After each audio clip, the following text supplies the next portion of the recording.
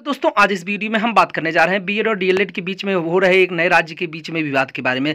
तो क्या है जानकारी इस वीडियो में, संपूर्ण जानकारी। आपसे निवेदन हमारे चैनल को सब्सक्राइब कर लीजिएगा। हमारे चैनल के माध्यम से सबसे सटीक और सही जानकारी आपको सबसे पहले दी जाती है। तो चलिए इस वीडियो की शुरुआत करते हैं। जैसा आप लोग जानते होंगे कि बीएड को प्राथमिक से बाहर कर दिया गया है। जो माननीय सुप्रीम कोर्ट के फैसले के बाद से बीएड को प्राइमरी से बाहर कर दिया गया है 11 अगस्त के फैसले के बाद से। अब फिलहाल के लिए और बीएड प्राइमरी में नहीं रहेगा। तो इसके लिए कई राज्यों में विवाद हुए थे। जैसे कि आप लोग जानते होंगे किस तरीके से बिहार में लगभग 2 साल से अधिक समय तक कार्यरत शिक्षकों को बाहर कर दिया गया। ये बहुत ही बड़ी दिक्कत बिहार से निकल में आई। साथ में उत्तराखंड के वालों ने भी बाहर कर दिया। उत्तराखंड में भी चयनित शिक्षकों को बिहार भर्ती से बाहर कर दिया गया, जिसकी वजह से काफ़ी सारे विवाद भी हुए। हालांकि जिसमें सबसे ज़्यादा मात्रा में बिहार में थे। बिहार में जो मतलब शिक्षक चयनित हुए थे प्रियॉरिटी में, उनको वहाँ से बाहर कर दिया, जिसका मामला फिलहाल सुप्रीम कोर्ट में चल रहा है। लेकिन इन्हीं सब के बीच में एक और राज्य निकल के आ रहा है, जो कि छत्तीसगढ़ है। आप लोग जानते हो कि छत्तीसगढ़ में भी काउंसलिंग प्रक्रिया में पहले बीएड को तो हरी झंडी मिली थी, लेकिन हरी झंडी सुप्रीम कोर्ट ने दिया था। तो क्या था मामला, हम आपको बताते हैं। हालांकि फिलहाल की जो स्थिति है कि हाई कोर्ट के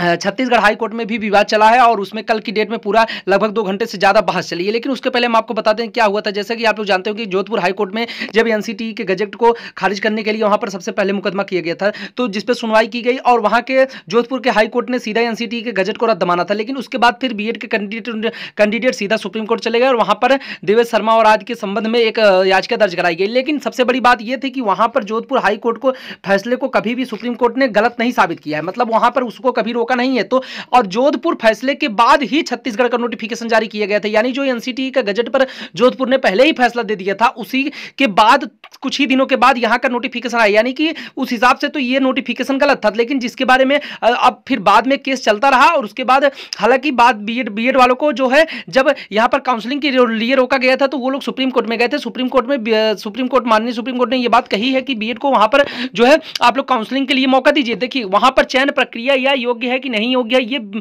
सुप्रीम कोर्ट ने सीधा सीधा बोला था कि वहां का हाई कोर्ट ही निर्धारित करेगा। लेकिन फिलहाल बीएड को जो वहां पर मतलब का वो चयन के लिए यानी काउंसलिंग के लिए हरी झंडी दी गई थी। तो इसका मतलब ये नहीं था कि सुप्रीम कोर्ट ने कभी ये बात नहीं बोली थी कि जो है बीएड प्राइमरी के लिए योग्य है। उसने बस बोला था कि छत्तीसगढ़ हाई कोर्ट का जो फैसला आएगा वो आपके चयन प्रक्रिया पर मान रखेगा। हाँ, काउंसलिंग के लिए उन्होंने जरूर हरी झंडी दी थी।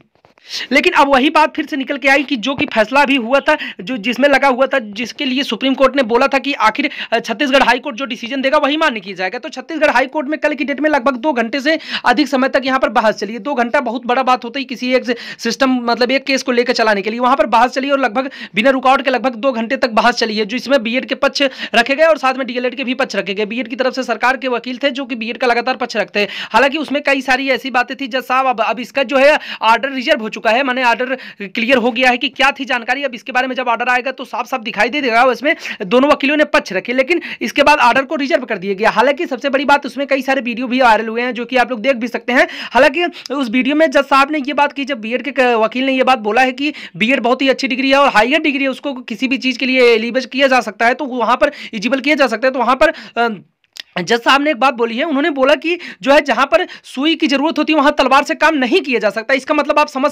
खुद समझ सकते हैं। तो जो कहानी है साफ साफ हो गई है कि लगभग वहां से अब बीएड को बाहर किया गया है। मतलब ये चीजें कंफर्म होने वाली है, क्योंकि जिस तरीके से वहां पर बहस चली और कई सारे वकीलों ने ये बातें भी स्पष्ट की। तो हालांकि जब तक ऑर्डर नहीं आ जाएगा तब तक कुछ कहा नहीं जा सकता, लेकिन जहां तक गारंटी है कि बीएड वालों को यहां से भी थोड़ा सा झटका लगने वाला है। सीजन आने के बाद जो सामने आने वाला है वो क्लियर हो जाएगा कि क्या है जानकारी। तो यही जानकारी अब तक थी। फिलहाल बीएड को एक और राज्य से झटका लग गया है, जो कि बहुत बड़ी अपडेट है बीएड वालों के लिए। अब इसमें सरकार गलत कर रही है या सही है कि क्या रूल है, इसके बारे में हम कुछ नहीं कहना चाहते। हालांकि एनसीटी का जब गजट खारिज हो गया उसके हिसाब से बीएड को 11 अगस्त 2023 के बाद से जो डिसीजन हुआ है उसके बाद से बीएड को अमान्य कर दिया गया है, जो कि बहुत ही बड़ी बात होती है। और बीएड वाले बेचारे इसमें बहुत ज्यादा परेशान भी हैं। लेकिन अब जो मतलब एनसीटी के गजट ही खारिज हो गया तो उसके हिसाब से तो आने वाली किसी भी भर्ती में बीएड को शामिल नहीं किया जा सकता। फिलहाल जो छत्तीसगढ़ हाईकोर्ट का डिसीजन आएगा उसके आगे और सारी बातें होने वाली हैं। क्या वो डिसीजन क्या होगा, तो जब ऑर्डर जारी किया जाएगा तभी कुछ बता पाएंगे। तो आपसे निवेदन हमारे चैनल को सब्सक्राइब कर लीजिएगा, वीडियो को लाइक कर दीजिएगा। Thank you.